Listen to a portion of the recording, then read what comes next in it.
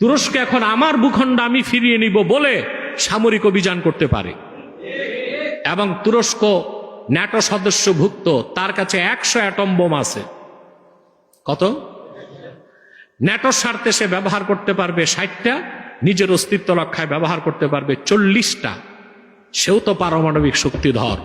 ভূখণ্ড ছিল তার, পাশে তার সীমান্তবর্তী রাষ্ট্র ইসরায়েল। সেই তুরস্ক চুপচাপ বসে আছে কেন?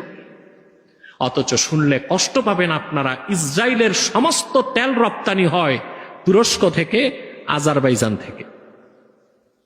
আর দোষ দেয় আরব শাসকদের।